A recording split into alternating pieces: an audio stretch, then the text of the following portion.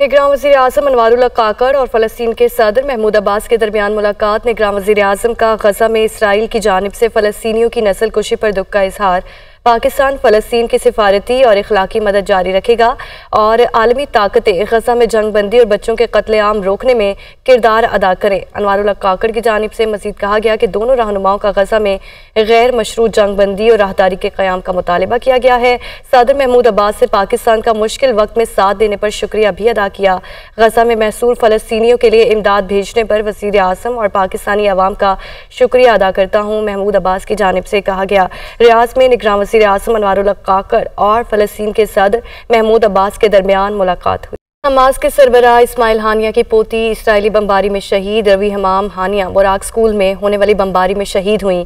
Ravi Hamam Hania Islamia university of गज़ा में medical की तालिबा थी। हमास के ज़राए ने इस्माइल हानिया की पोती की शहादत की तस्दीक कर दी है। हमास के सरबराह इस्माइल हानिया की पोती इसराइली बमबारी में शहीद हो चुकी है। रवी हमाम हानिया बुराक स्कूल में होने वाली बमबारी में शहीद हुई। रवी हमाम हानिया इस्लामी यूनिवर्सिटी ऑफ गज़ा में मेडिकल की तालिबा थी। हमास के ज़राए ने इस्माइल हानिया की पोती की शहादत की तस्दीक कर दी है। आपको बता रहे हैं कि हमास के सरबराह इस्माइल हानिया की पोती इसराइली बमबारी में शहीद हो चुकी हैं। रवी हमाम हानिया बुराक स्कूल में होने वाली बमबारी में शहीद हुई।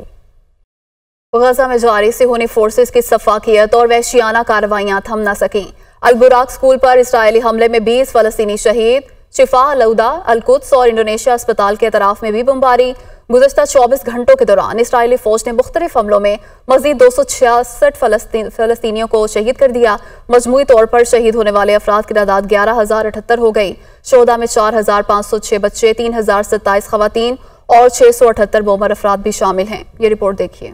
गजा में इसराइली फौज की कार्रवाइयां जारी। सेहूनी फोर्सेज ने गजा के अस्पतालों पर बम बरसाना शुरू कर दिए। अल-बराक स्कूल पर इसराइली हमले में 20 फलस्तीनी शहीद। शिफा, अल-उदा, अल-कुद्स और इंडोनेशिया अस्पताल के एतराफ में भी बमबारी। सेहूनी फौज ने अल-नसर चिल्ड्रन अस्पताल और गजा ब्लड बैंक पर भी बम बरसा दिए। गजा के 35 में से 21 अस्पताल मुकम्मल तौर पर बंद। फलस्तीनी वजारत सेहत के बयान के मुताबिक इसराइली फौज ने गजा में अस्पतालों और हेल्थ मराकज पर 270 से जायद हमले किए। मिस्र के सदर अब्दुल फताह अल सीसी और कतरी अमीर तमीम बिन हमद अल सानी की काहिरा में मुलाकात। दोनों रहनुमाओं ने गजा में तबाहकुन सूरत हाल पर तशवीश का इजहार करते हुए गजा में फौरी जंग बंदी का मुतालबा किया। उधर अमरीकी सदर जो बाइडेन कहते हैं कि इजरायली वजीर आजम से मुतअद्दिद बार जंग बंदी के हवाले से बात की है। गजा में जारी जंग ने हमारी सोच से ज्यादा वक्त ले लिया है।